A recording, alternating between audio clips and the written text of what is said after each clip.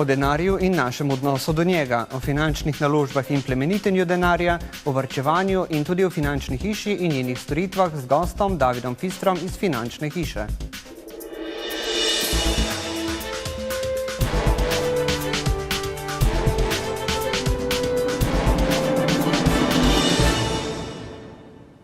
Dober večer, spoštovane gledalke in cenjeni gledalci.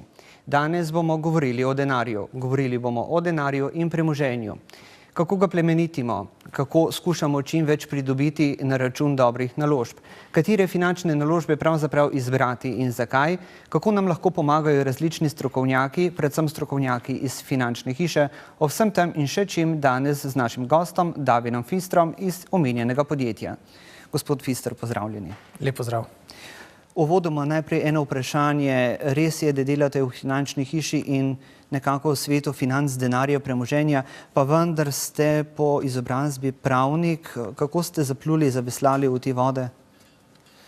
Ja, dostikrat dobim to vprašanje, nasplošno tudi med našimi strankami, ampak po eni strani, če govorim zdaj osebno, je zadeva takšna, da nekako me že med samim študijom so me, finance zelo interesirale. Tudi samo, zaključek študija sem posvetil, samo diplomo sem posvetil pravicam delničarjev na delniški skupščini, se pravi, da v bistvu me nekako že vleklo na to področje. Finance kot takšne pa so nekako bile moja ljubezen. Vedno sem nekako iskal načine, kako plemenititi sredstva, prebral, dosti knjig, fascinirali so me donosi, ki so jih dosegali teh svetovni finančni guruji in nekako pol v tisti situaciji, ko sem naletel na priložnost v Finančni hiši, je bilo za zgrabiti. In takrat ste zgrabili, sedaj ste v teh vodah. Kdo pa pravzaprav regulira nekako delovanje teh podjetij, finančnih hiš in svetovalnic? Zdaj v bistvu tako je. Kar se tiče same regulacije, je ta širša. Imamo regulacijo kot takšno, ki regulira posamezne dejavnosti, ki jih mi upravljamo, recimo samo zavarovalniško dejavnost kot eno od naših takih storitev, ki jo upravljamo, seveda Agencija za zavarovalni nadzor. Medtem ko recimo drug del našega samega poslovanja, če govorimo zdaj o vzajemne sklade, pa regulira Agencija za trg vrednostnih papirjev. Naši svetovalci imajo licence ustrezne, ki so potrebne za upravljanje tega dela in kot takšnega, tako da kot podjetje sami seveda pa predvsem sami sebe reguliramo. Se pravi, kar se tiče znanja, ki ga imamo, to nam je samo pač nek zakonski okvir, v katerem se moramo gibati. No in seveda potujete tudi v tujino, imate nekako stike s tujimi finančniki. Je ta regulacija pri nas veliko strožja kot drugje ali se je po vstopu v Evropsko unijo nekako to izenačilo?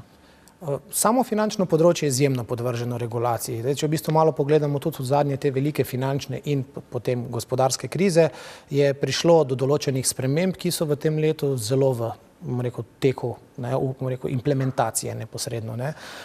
Če primerjamo recimo s tujino, je tako, da pač sam finančni svetovalec v Sloveniji recimo ne potrebuje nekega licence, dovoljenja za upravljanje. Se pravi, so tisti regulatorji, ki podelijo za posamezni segment delovanja. Je pa kot poklic v tujini, poklic finančnega svetovalca reguliran. Že v Avstriji v bistvu je potrebno imeti neke vrste licenco za upravljanje finančnega svetovanja. No in sedaj delate v Finančni hiši, rekla sva, da prihajate iz domačega mesta. Tukaj nekako skušate delovati, svetovati, pomagati. Kako dolgo pravzaprav Finančna hiša že deluje, s kakšnim poslanstvom, s kakšnim namenom? Kakšen je bil pravzaprav ta razvoj? Podjetje je bilo ustanovljeno leta 2004.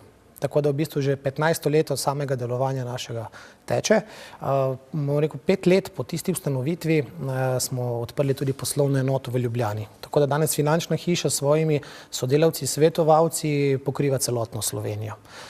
Neka osnovna ideja same ustanovitve podjetja kot takšno je bilo v bistvu, ali pa če tako se rajši izrazim, nekaj, kar nas udejstvuje, nekaj, kar nas v bistvu želimo, da bi bili potem prepoznavni, je, da smo drugačni. Želimo biti drugačni. To v bistvu tisto, kar nenehno želimo poudarjati. Seveda, iz tega izhaja tudi dejstvo, zakaj delamo to, kar delamo. Če se malo na področje vizije kot takšne prestaviva, eno dejstvo je takšno, da mi zelo verjamemo. Res izrazito verjamemo v to, da je prav vsak sam krojat svoje usode. Se pravi, da v bistvu smo ljudje na nek način dolžni poskrbeti za svojo finančno prihodnost in če imamo malo znanja in malo pomoči pravilne, tudi primerno finančno neodvisnost. Ampak predvsem v tem je dejstvo, da bi radi želeli, sporočiti svetu, Slovencem nasplošno, da pač Slovenija kot takšna socialna država, kot sva se uvodoma že sama dva pogovarjala, bolj kot ne na papirju. In temu primerno je pač tudi, da posameznik poskrbi za svojo finančno prihodnost z vsemi rešitvami, ki jih v finančni hiši kot takšni ponujamo. No, rekli ste, da želite biti drugačni. Veliko podjetij danes govori, želimo biti napredni, drugačni, se razlikovati od drugih. V čem je ta drugačnost pri vas? Ja, definitivno je na finančnem področju tako. Prej smo se pogovarjali malo o sami regulativi. Danes v bistvu, če tako nekako pogledamo, imamo poklic finančnega svetovalca dosti nedefiniran. To je tudi eno tistih problemov. Imamo recimo zavarovalne zastopnike, ki se imajo za finančne svetovalce in deloma seveda so, da ne bo to izpadla kot kritika. In na drugi strani imamo ravno tako bančnike. Bančniki kot takšni, seveda na enak način svetujejo, po svojih zmožnostih, pri tem, da je treba poudariti to, da vsak načeloma vleče v svojo stran. Mi v bistvu kot takšni pa želimo poseči tukaj vmes. Želimo biti osebni finančni svetovalec, ki je v bistvu predvsem na eni strani drugačen v tem, da z naborom samih rešitev, ki jih svoji stranki ponuja, resnično zasledujemo tisto, kar sem prej povedal, da pač si posameznik je resnično sam krojat svoje usode, da mu poiščemo neko rešitev, ki je bolj njemu prilagojena. Se pravi, da ga nekako skozi življenje spremlja, da ni nekaj, za kar se je posameznik odločil zaklenjeno in vedno mora tako ostati. Se pravi, da v bistvu na ta način je eno področje drugačnosti, drugo je nek odnos, ki ga želimo do naših strank imeti. Mi dostikrat rečemo, da smo nori na stranke. Pa se v bistvu to malo tako sliši, ampak za nas je to, da pokliče stranka v podjetje ali pa pokliče stranka svojega osebnega finančnega skrbnika velik dogodek. Zato, ker pač mi se zavedamo, da naša stranka del svojega bremena prihodnosti, bodisi iz vidika pokojnine, neke zaščite družine, zavarovanj ali naložb, prenese na nas. In pač vedno ta klic ni prijeten. Ampak je pa, dober občutek za naše sodelavce, zame osebno, da se stranka takrat obrne na nas, ker to lepo pomeni, da svoj poklic, da nas resno jemlje pri tem in potem doseganje ciljev toliko slajše. Govorite o delu s strankami. Kako smo Slovenci pri tovrstnih zadevah? Radi pridemo do finančnih svetovalcev, jim prepustimo del bremena, kot ste rekli, ali smo še vedno tisti, da raje držimo vajeti v svojih rokah, pa nekako nočemo poslušati oziroma se ravnati po nasvetih strokovnjakov? V bistvu je tako, jaz bi si želel, da bi se ljudje več obračali. Ne morem pa reči, da se ne obračajo. Prej bi rekel, da se obračajo vedno več. Ampak če včasih bila težava na splošno, da je bil večji problem na področju financ premalo informacij, imamo danes to digitalizirano dobo, kjer v bistvu je informacij preveč. Zdaj, na eni strani to pomeni lahko za našo stranko, da je boljše informirana, na drugi strani pa lahko tudi zmedena. Se pravi, da v bistvu mi želimo odigrati na nek način tudi to vlogo tistega, jaz rečem temu, filtra, da med vsemi temi informacijami razberemo tisto, ki so za posameznika primerne. Če uspemo to stranki kot takšni pokazati, da je pokažemo to podporo, spremljavo, da v bistvu se za nas z njeno odločitvijo za sodelovanje z nami naše delo pravzaprav šele začne, potem se mi zdi, da na pravi poti tega, kar si želimo. In takrat se stranke z veseljem potem tudi ko se prvič obrne na nas, tudi v bodoče zelo rade v kontaktu z nami. Rekli ste, da želite še več strank, oziroma da bi se stranke še bolje obračale in še pogosteje na vas. Koliko smo pa Slovenci drzni v teh finančnih naložbah? Ja, zanimive skrajnosti veljajo v Sloveniji na tem področju. Tako že dostikrat slišimo dedkov in babic, oziroma na splošno se govori o tem, da smo Slovenci izjemno varčen narod. Smo. Definitivno. Na naših bankah v bistvu je od fizičnih oseb zbranega preko 16 milijard evrov denarja, gotovine. Ta denar sicer danes ne prinaša praktično ničesar, ker pač vemo, da so obresti na bankah zelo nizke. Ampak to je en segment populacije. Medtem ko kar se tiče drznosti, pri tistih malo bolj tveganih naložbah, pa smo Slovenci nadpovprečno nagnjeni k tveganju. Se pravi, da v bistvu tisti, ki pa vlagajo v bolj tvegane naložbe, pa da je vam mogoče reči za začetek vzajemni skladi kot takšen, ker imam pač podatke, tam je situacija taka, da večina, ki se odloči za naložbo v vzajemne sklade, vloži v delniške vzajemne sklade, kar v bistvu na nek način pomeni večje tveganje. In zdaj, če vi svetujete svoje stranki, naj vloži v nekakšen sklad, kjer je malo več tveganja, pa ne pravim, da se pogosto zgodi, ampak lahko pride do tega, da vse skupaj propade, kakšna je potem odgovornost, kdo odgovarja za to? Zdaj, v bistvu je zelo omejiti moramo tveganje, ne? In tudi sama beseda tveganje je malo problematična, ne? Ko se pogovarjamo v bistvu o tveganju, kar se tiče samih nekih naložb, recimo da rečemo vzajemne sklade, se treba zavedati, da če vlagamo v delniške vzajemne sklade, ta sklad vlaga v delnice. In zdaj načeloma, če je to neka globalna razpršitev, če gre za to velika podjetja, je praktično nemogoče, da bi svoj vložek izgubili. V bistvu bi se to lahko zgodilo samo v totalnem kolapsu celotnega finančnega sistema. Če recimo mi vložimo v največje podjetje na svetu, kjer se ustvarja največ dobička, največ razvoja, ta podjetja so lastniki, so lastnice in know-howa in nekih stavb, ki jih imajo ogromno zaposlenih, ne, se pravi, to je neka vrednost in v to mi vložimo. In tisto potem je nek generator nekega dobička, iz katerega smo potem mi nagrajeni. Na drugi strani, kar se tiče same odgovornosti, res je, da pač, kar se tiče finančnega področja, se dostikrat pojavi, ne. Po domače povedano, jaz imam izgubo, vi pa nimate nič. To dostikrat lahko slišimo tudi po televiziji, ko so ljudje pač počutijo opeharjenje, ne. Jaz bi rekel tako, da pač v osnovi je pravilen pristop, da se temu izognemo, zelo pomemben. Se pravi, je treba stranko soočiti z mogočo situacijo, da ne bo šlo vse po planu, in se pa držati enega zelo pomembnega, zelo starega kmečkega pregovora, ki pravi, ne nosi vseh jajc v eni košari, se pravi, da ustrezno tudi razpršimo sredstva kot takšna, ki jih vložimo. No, sedaj smo nekoliko govorila o finančnih naložbah in tveganjih fizičnih oseb, vendar svetujete tudi podjetnikom in podjetjem, nekako jim svetujete, naj se zaščitijo za primer podjetniškega kredita ali bolezni lastnika, direktorja. Zakaj pravzaprav bi se naj podjetniki in podjetja sploh zaščitili? Ja, mogoče za uvodoma povem, da večina naših strank je podjetnikov.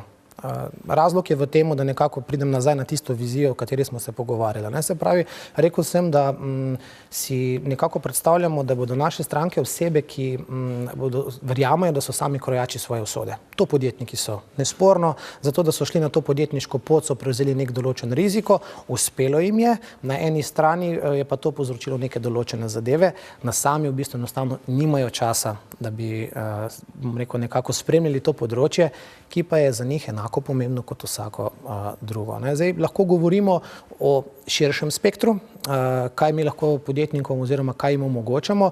Definitivno izrazito je področje izpada dohodka. Se pravi, da v bistvu na nek način lahko posameznika zaščitimo pred nekimi nepredvidenimi, od njega neodvisnimi dogodki, ki pa v bistvu lahko zelo zamajajo njegovo poslovanje oziroma samo obstoj podjetja. Temu se dosti posvečamo in tudi, bom rekel, nekako je tak paradni konj nekega dela je ta izpad dohodka, ko govorimo seveda o zaščitah, se pravi o zavarovanjih. Drugo področje je seveda področje zaščite solastniškega deleža. Pač neka solastniška zgodba predstavlja sicer lahko pozitivne stvari, ker sta dva ali več sodelavcev, solastnikov za, kot tako, bom recimo rekel, samo poslovanje, medtem pa, ko kaj hitro izpad, bog ne daj bolezen, smrt, kaj dela nekoga posameznika, lahko za podjetje predstavlja zelo veliko težava. Za konec, če povem, so tu še pomembne neke zaščite kreditov, zavarovanje kreditov, se pravi, če je to samostojni podjetnik za svoje obveznosti, ki jih ima na podjetju, jamči z vsem svojim privatnim premoženjem. Bom rekel, dosti slišimo, samostojnih podjetnikov je v Sloveniji nadpovprečno, če gledamo v nekem evropskem merilu, in temu primerno je izpostavljenost posameznika in družin, ki so zadaj, toliko večja. Je pa res, da pri podjetnikih pa sploh opažamo, če že te segmente nekako rečemo, da se jih deloma zavedajo, ker jih čutijo, dosti o tem slišijo, je pa zelo problematično pri podjetnikih področje pokojnin. Se pravi, da se zavedamo, da je to mogoče ena največjih problemov nasploh v Sloveniji, mogoče celo večji kot zdravstveni problem in da pač vsak podjetnik bo imel in fizična oseba seveda, takšno, mislimo, njegova pokojnina odvisna od tega, koliko prispevkov bo v državno blagajno prispeval, tam pa vemo, da je tega iz leta v leto manj. In sva spet pri tistem področju na koncu, da pač vsak je sam svoje sreče kovač, se pravi, da v bistvu moramo sami nekaj narediti za to področje. Rekli ste, da je v Sloveniji nadpovprečno število samostojnih podjetnikov in da ti odgovarjajo s svojim premoženjem. Kaj se na primer zgodi v tem primeru, če zaide pa je samo on zaposlen, ker danes je veliko samostojnih podjetnikov v nekakšni vlogi, delujejo samo za enega delodajalca. V bistvu so morda bili celo prej zaposleni, so se predvsem po krizi dogovorili, da bodo šli na samostojno pot in opravljali storitve samo za enega svojega delodajalca. Lahko se znajdejo v posebni krizi, če izgubijo delo, posel z njim. Ja, to je eno takšno vprašanje, s katerim se tudi v bistvu Ministrstvo za delo dosta ukvarja in tudi inšpektorat kot takšen. Saj slišimo prekarno delo, ne. Pač jasno je, definicija v zakonu je, da pač neka takšna oblika dela, se pravi, tudi če si samostojni podjetnik, nekako kaže znake rednega delovnega razmerja in posledično bi moral biti kot takšen zaposlen po pogodbi o zaposlitvi. To definitivno je lahko problem in to lahko ima široke posledice za posameznika, če seveda to zaposlitev izgubi. Na drugi strani, če rečem, da sem malo bolj liberalno usmerjen, pa posameznike tudi razumem, ker samo obdavčitev, kot bom rekel na tisti po pogodbi o zaposlitvi, pomeni, da je nek neto izplen, se pravi izplačilo plače za nekoga, ki je po pogodbi o zaposlitvi zaposlen, nižje. In to nekako ruši neko ravnotežje, se pravi posamezniki želijo zaslužiti več, na drugi strani pa se izpostavljajo nekem določenem tveganju. Težko komentiram, ni to toliko našo področje, ga pa razumem, tako bi jaz rekel. Ampak vendar lahko pridejo finančne težave in se obrnejo na vas kot finančnega svetovalca. Kaj jim svetujete takrat? Absolutno je to dobrodošlo, da se obrnejo. Saj pač nekako, ne samo iz vidika podjetnikov, tudi vsaka fizična oseba ima podobne probleme v Sloveniji. Podjetniki pač mogoče, sploh če so samostojni podjetniki, in pač nekako še bolj izrazito tvegajo neke določene oziroma neka sprememba v njihovem življenju še toliko bolj udari, bomo rekel, nasplošno v njihovo življenje. Svetujemo jim absolutno zaščito za vse tiste rizike, ki smo jih povedali. Se pravi, nekako želimo svetovati po tisti neki časovnici življenja. Se pravi, pokojnina v tej situaciji pride na koncu. Je treba o njej razmišljati, prej začnemo o njej razmišljati, manj je treba prispevati, je pa to nek gotov dogodek. Se pravi, pokojnina, čas upokojitve bo enkrat gotovo prišel. In najslabše pri tem je, da popravnega izpita za to ni. Se pravi, so zelo pomembne tudi te koraki že danes. Ampak seveda, ker je pač pokojnina toliko oddaljena, gremo po vrsti tisto, kar nam v bistvu jutri lahko spremeni življenje. In to je treba podjetnika zaščititi, bom rekel, za vse tiste rizike, ki mu pretijo. Se pravi, za področje bolezni in nezgod. To sta dve situaciji, ki izrazito udarita. Bolezen kot taka, recimo te hude kritične bolezni, predvsem tukaj mislim, rak, infarkt, možganska kap, tako imenovane nove, te lifestyle bolezni. Pač, če smo nekako v preteklosti govorili, da so te bolezni problematične, predvsem za starejšo populacijo, ker so se tam večinoma pojavljale, danes v bistvu vsak od nas okrog sebe, ko se ozre, pozna nekoga, ki je zelo mlad, zbolel za eno od teh bolezni. Pri podjetniku je to zelo problematično, zaradi tega, če ga ni na delovnem mestu, na nek način nastane izpad dohodka, ki ga nekako treba pokriti. Ta izpad dohodka je pa lahko zelo krut do njega, če opravlja neko takšno dejavnost, mogoče kjer v bistvu, recimo da je v primer računovodstvo. Stranke tam potrebujejo neko tekočo storitev. In če se grem jaz zdraviti na eni strani, je sicer prvi problem, kje dobim denar, ampak o tem mogoče malo kasneje. Se pravi, če jaz svoje storitve ne upravljam, bojo stranke me zapustile. In potem tudi, če se jaz pozdravim, spravim nazaj na delovno mesto, sem ostal brez strank. In to je tisti uničujoči faktor za podjetje. In zato je treba imeti neko rezervo. Zdaj, ta rezerva se lahko deloma črpa iz teh nadomestil, ki jih prejmem, ko zbolim za neko tako kritično boleznjo, recimo rak.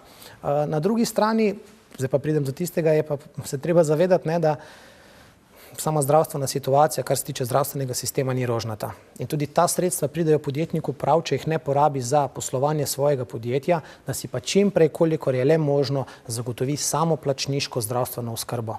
Ampak vsi vemo, da pri teh hudih boleznih je predvsem čas reakcije. Če ugotovimo neko bolezensko stanje v zgodnji fazi, se zelo poveča možnost ozdravitve.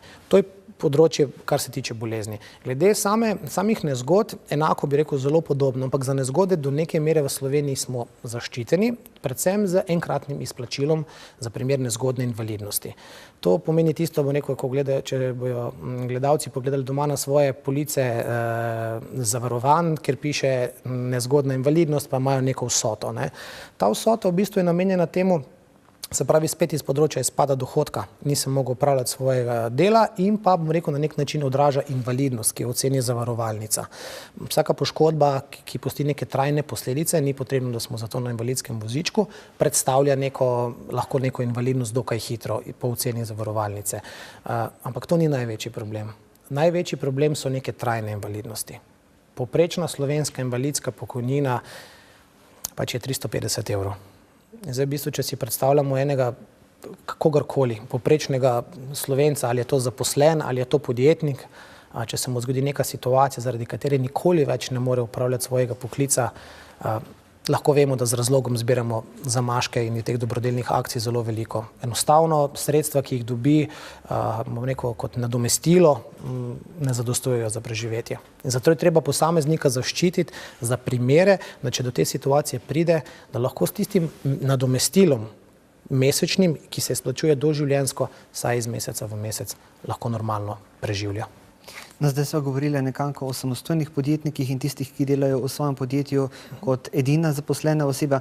Kaj pa podjetje, na primer, ki zaposluje 10, 12, 15 ali še več, 60, 100 ljudi, pa pride do delovne nezgode ali pa zaradi bolezni delavec z delovnega mesta za veliko mesecev, lahko let, bolniško odsoten. Kako se lahko v tem položaju delodajalec znajde nekako, da si zagotovi nekakšno nadomestilo, zaščito za to? Ja, zelo zanimivo, da tudi same storitve, to so zavarovalniške storitve, no, sami ponudniki zavarovalnice kot takšne so zelo šle v smeri, bom rekel, nasproti podjetnikom, ker se po teh zadevah kot takšnih veliko povprašuje.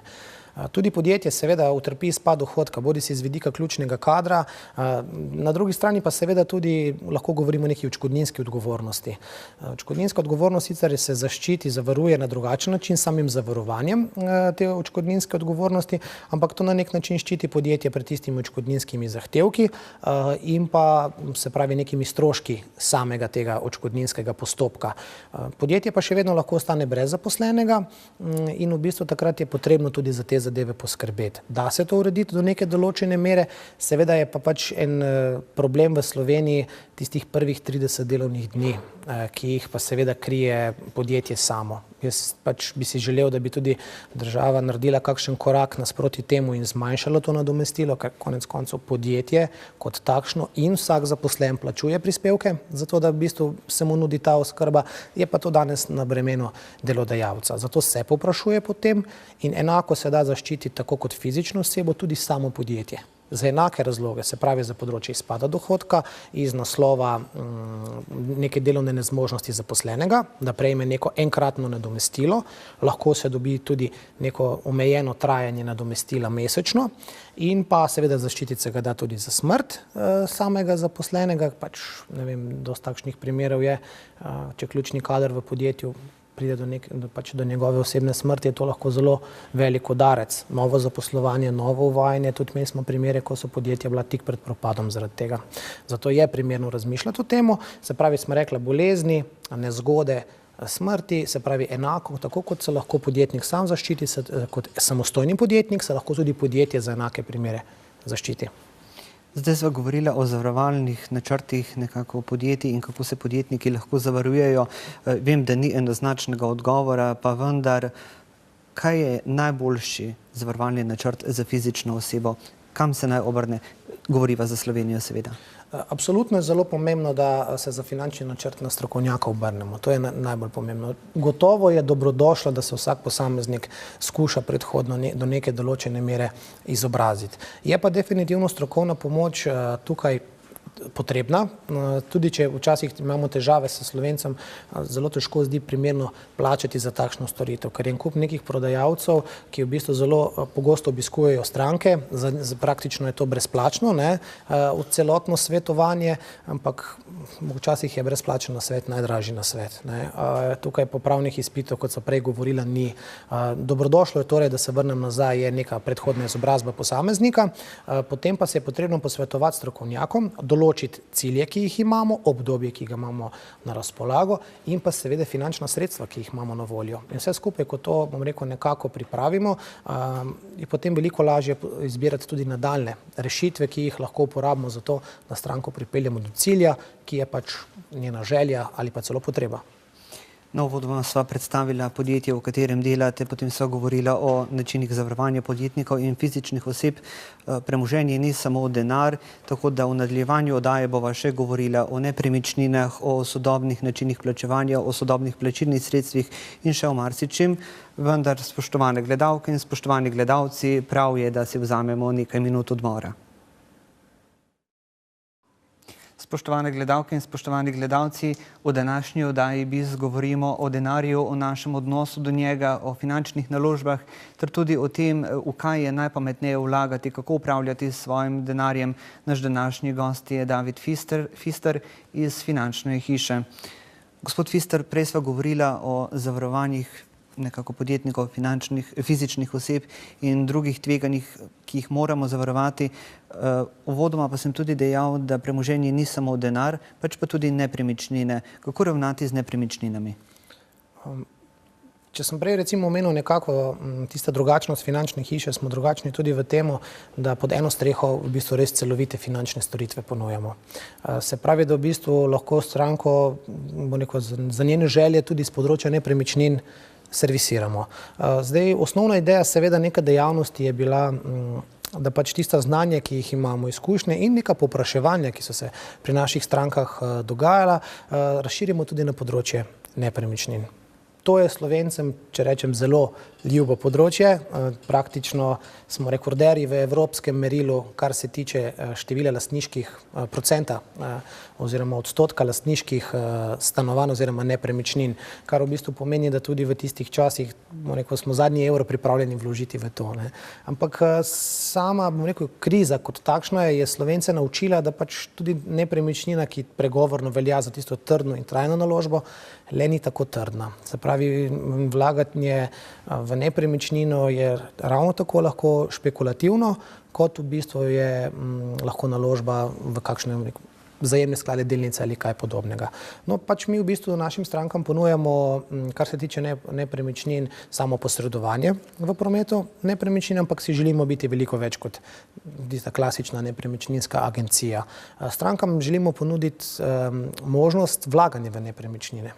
Se pravi, da v bistvu v času, ko na bankah za svoje obresti praktično ne dobijo ničesar, za svoje depozite ne dobijo praktično ničesar, iščejo druge naložbene razrede, vendar je pač treba se temu primerno pristopiti. Stranka lahko pride do nas, pove, da ima na voljo za investicijo neka določena sredstva, mi pa za njo speljemo praktično postopek v celoti. Se pravi, poiščemo primerne nepremičnine glede na njen opis, kaj si želi, pri tem nas vodi predvsem želja maksimiziranja same donosnosti, ker je to naložba seveda, potem vodimo oglede, sama pogajanja, pripravimo, se pravi, opeljemo skozi cel kupoprodajni postopek, pri tem odgovarjamo tako kot pač praktično odvetnik za pripravo svoje pogodbe in v bistvu na koncu, da tudi stranki poiščemo najemnika oziroma predhodno jo pišemo v zemljiško knjigo in poiščemo najemnika in tako v bistvu lahko cel postopek z nami spelje kot takšno.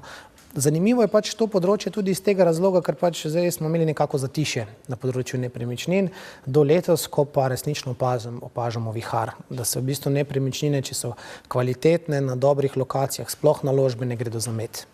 Tako da je v bistvu povpraševanje zelo veliko potem, ampak kljub temu, če pač smo pripravljeni, se da še vedno priti do tiste primerne naložbe, tako da tisti, ki v bistvu so imeli malo straha, ker gre le za večje naložbe, kako se tega področja lotiti, na kaj treba biti pazljiv, so dobrodošli, da se obrnejo na nas.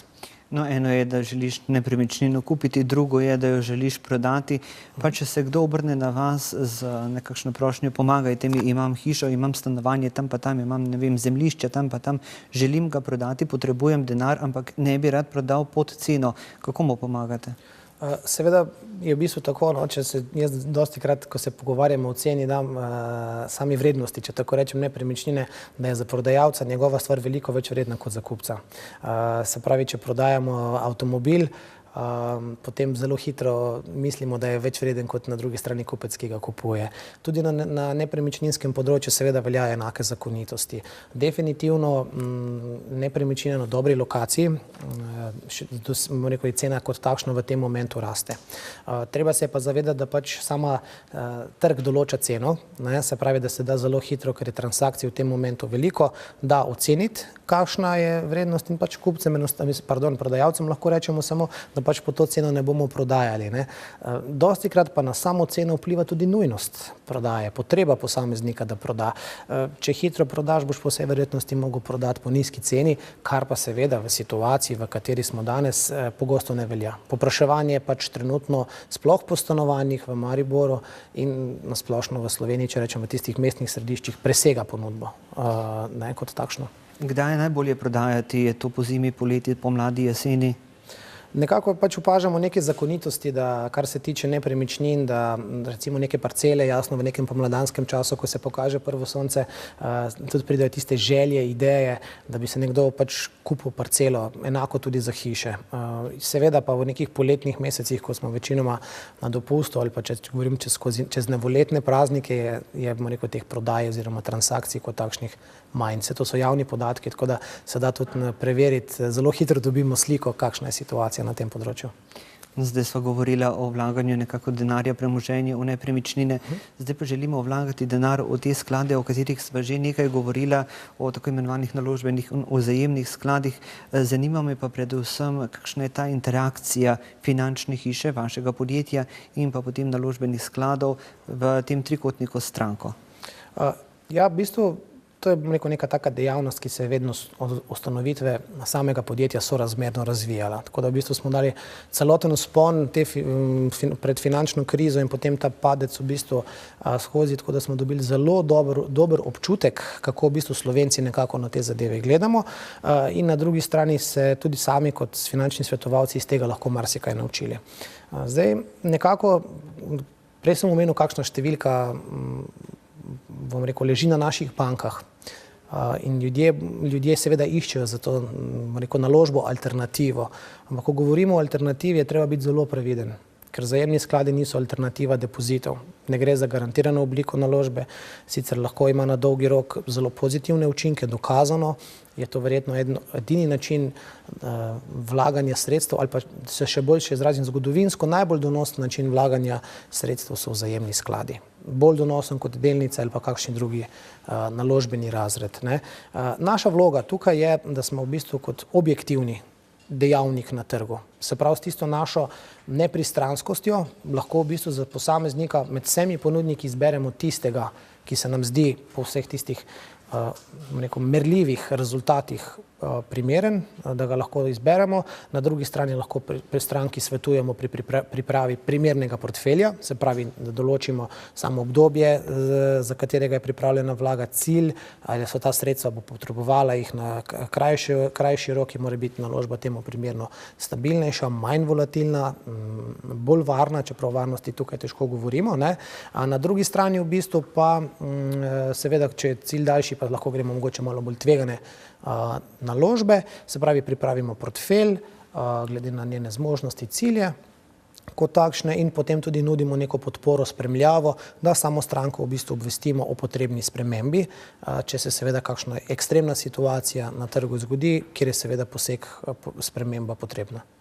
In katere so tiste top trenutno nekakšne možnosti, nekakšni naložbeni skladi, kamor se res splača vložiti svoja privarčevana sredstva? To je tako nehvaležno vprašanje, pa ga pogosto slišimo.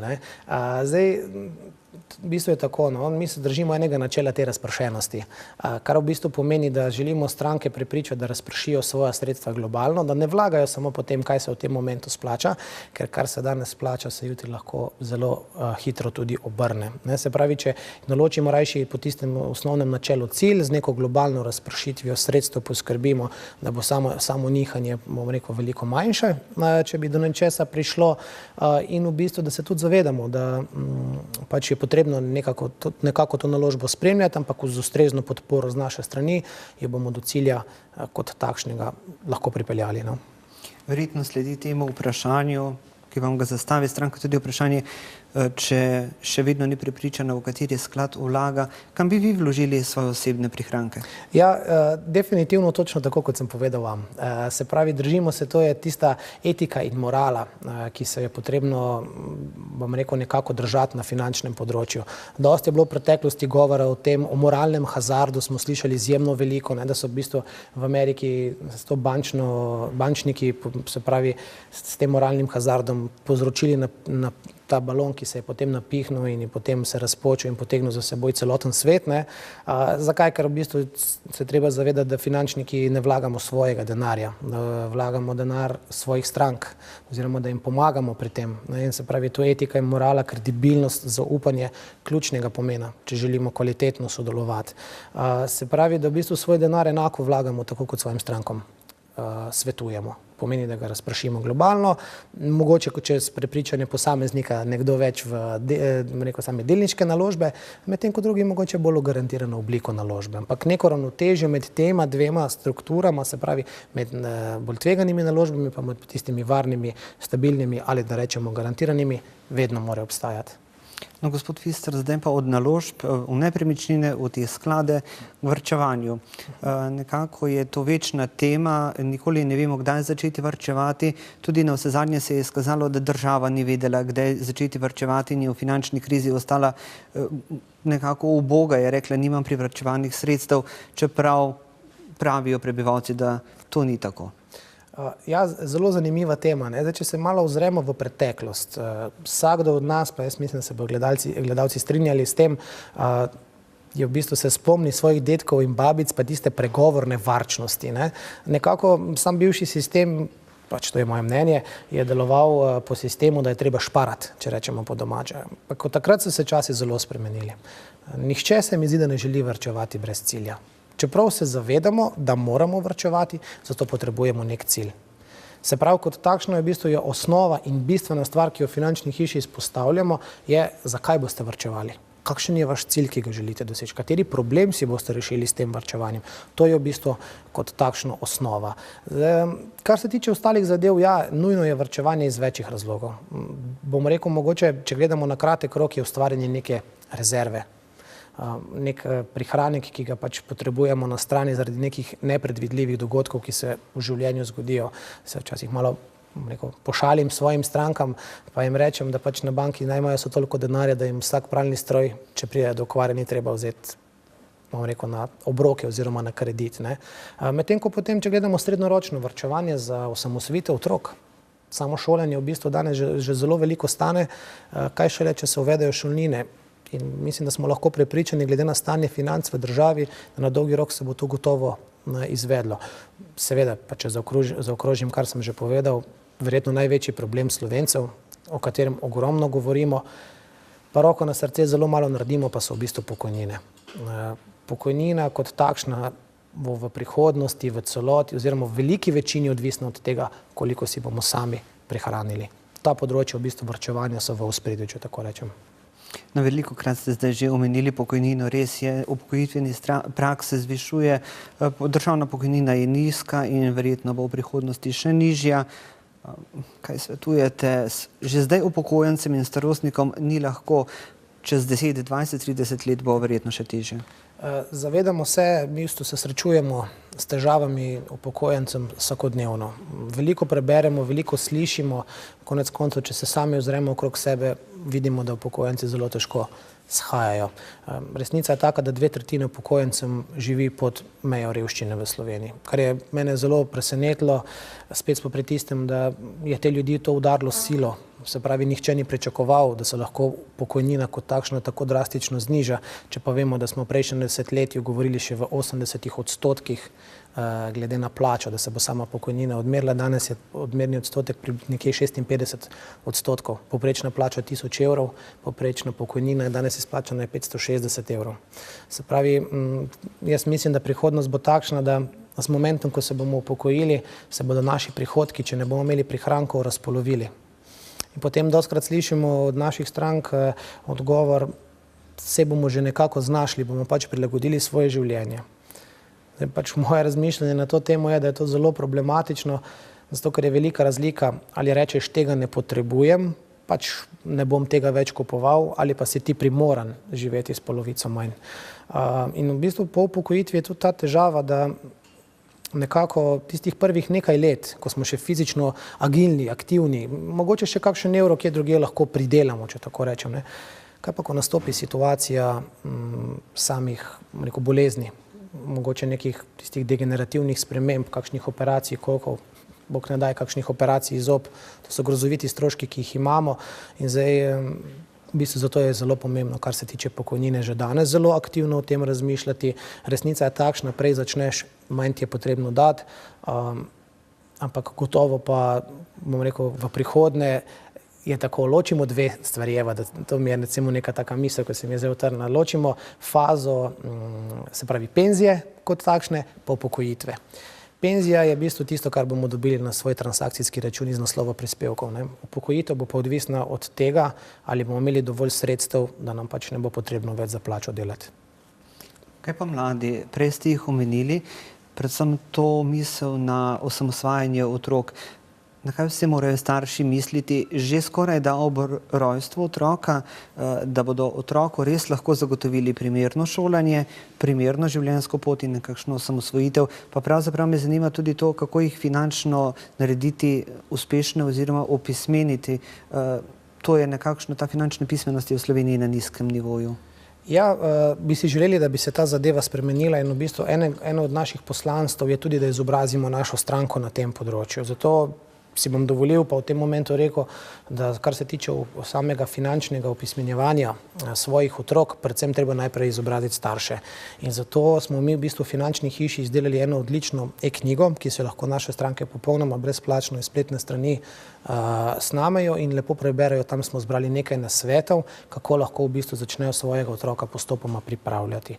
Definitivno je zelo v bistvu pomembno, da svojim otrokom jasno pokažemo, da pač denar ni nekaj, kar raste na drevesu, da mu privzgojimo neko način razmišljanja, da je denar lahko neka nagrada, da se ga pač nagradimo za neko primerno, za neko upravljeno delo, seveda pač ne smemo iti v skrajnosti, da ne bo kdo mislil, da spodbujamo nagrajevanje s financami, ampak iz vidika tistega, bom rekel, odnosa do denarja, da pokažemo, da so sredstva finančno limitirana, da je treba z njimi odgovorno ravnati, da ko pridemo, ne vem, mogoče tak na svet z malčkom v trgovino, da mu rečemo, eno stvar si lahko izbereš, kaj si boš izbral. Potem v drugi fazi so seveda to že take pregovorne žepnine, s katerimi si morajo potem otroci sami izbrati, kaj si bodo za to kupili. Zelo hitro ugotovimo, da so otroci zelo varčni, ampak to je v bistvu tisti moment, denar, ki ga imam za sebe držim, drugi bodo pa poskrbeli. In ta moment prevzgojiti otroko skozi leta je zelo pomembno. Za zdrav odnos do denarja je treba v bistvu z otrokom začeti zelo hitro se o teh zadevah pogovarjati, seveda ne ga pa obremenjevati. Otroštvo naj bo še vedno otroštvo. In tisti, ki so ta čas v otroštvu zamudili in jih pač niso finančno opismenili, še vedno lahko začnejo s nekakšnim izobraževanjem. Tudi finančna hiša pravzaprav pripravlja različne dogodke, različna izobraževanja. Na kakšne teme pravzaprav in katera so najbolj obiskana, kakšne vprašanja se najpogosteje pojavljajo? Ja, mi skušamo v bistvu, kar se tiče samega izobraževanja, vedno zajeti neko aktualno tematiko. Smo redni gostje predavanj na Ekonomski fakulteti v Ljubljani in na EPF v Mariboru, tako da to so odprta predavanja, ki so v bistvu na voljo ne samo študentom, ampak praktično vsakomur, ki bi želel priti. Zdaj, aktualne teme so zelo različne. Pogovarjali smo se že tako o stanovanjskih problemih, o osamosvojitvah, o finančni neodvisnosti, kako vlagati svoja sredstva, da v bistvu bomo dosegli neke svoje finančne cilje. Da je tudi pomembno biti ustrezno zavarovan, da kljub temu, da je to včasih potisnjeno na stran, da imamo dva problema. Če smo Slovenci osnovno zavarovani, še vedno mi govorimo v stroki, da smo podzavarovani. Se pravi, neke riziki, ki nas doleti in nadomestila, ki iz tega dobimo, ne zadostuje za to, da bi lahko normalno v bistvu prebrodili to krizo. Vsemu temu posvečamo izobraževanje, tudi našo stranko želimo izobraziti, zato ker v bistvu potem dobimo kompetentnega sogovornika, s katerim se lahko pogovarjamo hitreje, enostavneje, stranka sama ugotovi, kakšno potrebo ima. No, da pa za konec omenim, seveda najbolj aktualna tema, zadnje predavanje pa je bilo na temo kriptovalut. Tudi zelo dobro obiskano, no. No, kriptovalutam bova še prišla, še prej pa me nekaj zanima. Omenili ste mlade, ki prav tako prihajajo na ta izobraževanja. V finančni krizi se je nekaj zgodilo, kar najverjetneje nismo pričakovali, vsaj prebivalstvo ni pričakovalo. Nekaj generacij, ki se je izšolalo, predvsem so jih starši spodbojali, pojdite na študij, študirajte, ko boste imeli diplomo, boste prišli lažje do zaposlitve, je ostalo brez služb. Nimajo zagotovljene niti osnovnih pogojev za finančno samostojnost, niti da bi si nekako realizirali svoje življenje. Kaj finančni strokovnjaki, finančne hiše svetujete mladim? Ja, vse v bistvu bi si želel reči eno zelo pomembno stvar. Jaz sem mogoče ena tista generacija, ki je gotovo bila deležna teh besed, študiraj, da ti ne bo treba delati. Ne bi rekel, da so bile v bistvu izrečene od mojih staršev, ampak nasplošno recimo smo to zelo veliko slišali.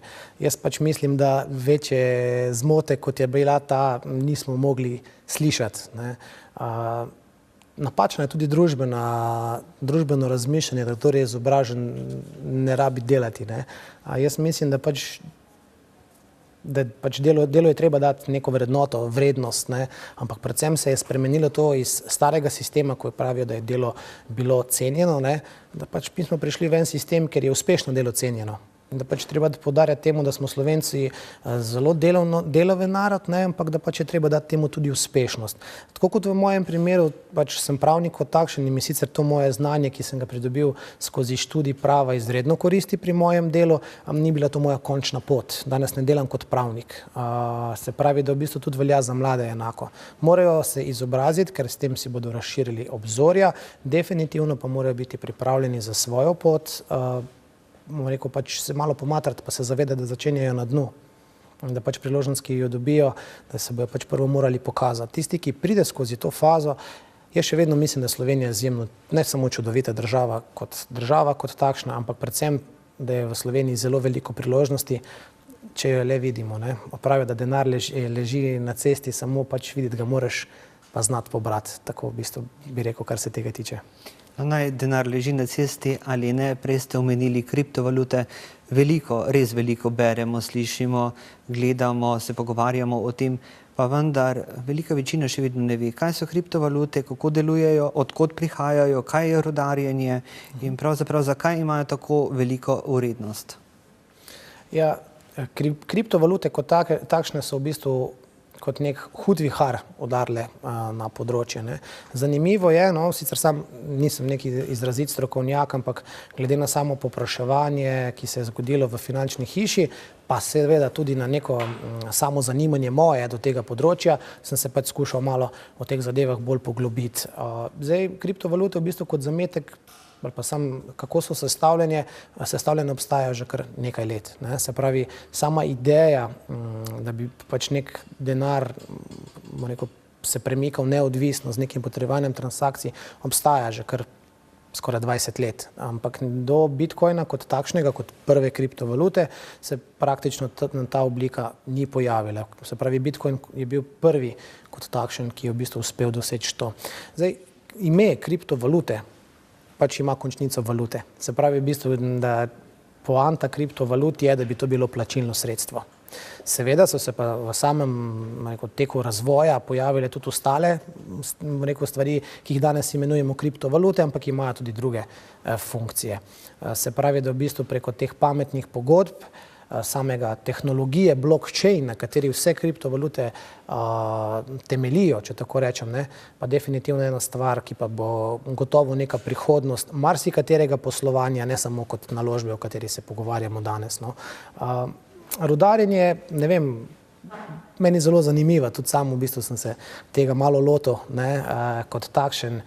Rudarjenje je v bistvu potrjevanje, procesiranje transakcij. Če želim jaz vam poslati neko vrednost Bitcoina, potrebujem rudarje, to so posebne računalnike, ki v bistvu bodo potrdili, da je Bitcoin, ki ga imam jaz, poslan k vam Ne, se pravi, da ko boste vi prejeli, bodo ti vsi rudarji to potrdili, s tem se v bistvu zelo izniči možnost ponarejanja denarja. Se pravi, s to neko decentralizacijo, kjer mora vsak rudar, vsak računalnik potrditi, da v bistvu je ta Bitcoin moj in da zdaj ga pošiljam vam, se popolnoma in v celoti izognemo nekim možnostim zlorabam tega sistema. In je sistem zelo trden, ne? Praktično omrežje Bitcoina od same ustanovitve, kljub ogromnem številu transakcij, niti enkrat ni padlo. Seveda, zaradi števila povečanja transakcij, ki so se v tem času zgodile, pa ugotavljamo, da Bitcoin verjetno oziroma ni uresničil svojega poslanstva, da bi bil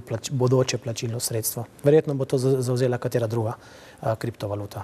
Nekaj se na tem trgu kriptovalut sedaj dogaja, ravno v teh časih je vrednost Bitcoina močno padla. Ja, ne samo Bitcoina, ne? Na Bitcoin v bistvu kot takšen so vezane tudi ostale kriptovalute, pač kot največji predstavnik, mogoče najbolj odslikava dejansko stanje, kaj se sploh na področju na trgu kriptovalut dogaja. Ja, vrednost je, lahko rečemo, da kar zgrmela. Sicer, ko se to vprašam, pač mi takoj pride na misel ena stvar. Omenil sem prej predavanje na Ekonomski fakulteti v Ljubljani in na Ekonomsko-poslovni fakulteti v Mariboru na temo kriptovalut. Ena od tematik, o kateri smo se pogovarjali, je, da sem tudi primerjal, se pravi, to dotcom krizo, se pravi krizo tehnoloških podjetij v Ameriki, ki se je zgodila leta 2000 do 2002, se pravi balon, ki se je takrat napihnil, sem primerjal v bistvu z trgom kriptovalut. Smo sicer ugotovili eno nesporno dejstvo, da to je balon, kar se tiče kriptovalut, ampak to je bilo praktično vsem znano. Bilo je samo vprašanje časa, kdaj se bo v bistvu to zgodilo. Jaz sem sam trden, rekel, tisti believer, zelo verjamem v tehnologijo blockchain in kriptovalute, verjamem, da je to prihodnost. Padec, ki se je zgodil, je pač se mogel zgoditi, ker enostavno bilo prehitra rast, eksponentna rast. Verjamem tudi, da marsikateri vlagatelj, ki se je odločil za vložitve kriptovalute, takrat dosti visoko, danes utrpel marsikatero izgubo, ampak če gledamo dolgoročno, definitivno to je ena od oblik naložb, ki se bo pozitivno pokazala. Omenil sem, kaj sem na tem izobraževanju oziroma predavanju na ekonomskih fakultetah izpostavil. Amazon je v bistvu danes ena največjih podjetij na svetu. Njegov ustanovitelj je najbogatejši Zemljan. To je internetno podjetje, ki v bistvu v tisti času te dotcom balončka, kot ga imenujemo, tiste brezglave norosti ustanavljanja novih tehnoloških podjetij, bil v koncu krize vreden, mislim, da $2. Ko sem v času predavanja gledal, koliko je vredna njegova delnica, je bilo to $1200. Se pravi, tudi ta, balonček na področju kriptovalut je rodil ogromno število podjetij, ki v sklopu blockchain tehnologije razvijajo svoje rešitve in definitivno oziroma skoraj 100% sem prepričan, da ko bo čas za to napočil, da se bo tudi med temi podjetji pokazalo neko nov svetovni velikan. Potem smo pa spet pri tistem, da pač je potrebno vlagati na dolgi rok z nekim določenim ciljem, s poznavanjem, seveda kanček sreče pa nikoli ni odveč. No in je zdaj tisti čas, ko lahko zopet svobodno začnemo vlagati v kriptovalute, namreč vrednost kriptovalut je padla, veliko lažje sedaj vložimo naprimer v Bitcoin, kot pa, ne vem, pred pol leta. Ja, zdaj v bistvu tako kupimo lahko tudi manjši delež Bitcoina, se pravi, Bitcoin je razdeljen, tako da lahko kupimo ali pa v manjših deležih vložimo kot takšen v samo kriptovaluto, katerokoli pač. Zdaj, a je primeren trenutek, težko rečem. Zdaj, napovedi so zelo različne. Eni celo pravijo, da naj bi se cena še malo spustila. Trenutno je neko zatišje. Jaz pač nekako na vse šumenje, ki se je okrog nas dogajalo na področju kriptovalut, da pač je bilo praktično nemogoče na hitro vložiti nekaj v kriptovalute. Kot take je danes v bistvu tega šumenja kot takšnega navala ni. To zna, na nek način kazati tudi na to, da cena še ni prišla do tistega optimalnega nivoja. Jaz bi svetoval tistim, ki jih ta naložba zanima, da tvegajo, da pač vložijo denar, ki so ga pripravljeni izgubiti, pa da mogoče vlagajo oziroma vstopajo na trg kriptovalut postopoma. Se pravi v nekih zaporedjih, s čimer si bodo v bistvu na nek način morebitne izgube limitirali. No in s tem vašim nasvetom bova najin pogovor tudi končala. Gospod Fister, želimo vam uspešno poslovno pot, uspešno zasebno življenje in seveda hvala za pogovor. Hvala vam za povabilo in enako tudi vam. Vam, spoštovane gledalke in gledalci, pa hvala, da ste bili tudi tokrat z nami. Nasvidenje, do prihodnjič.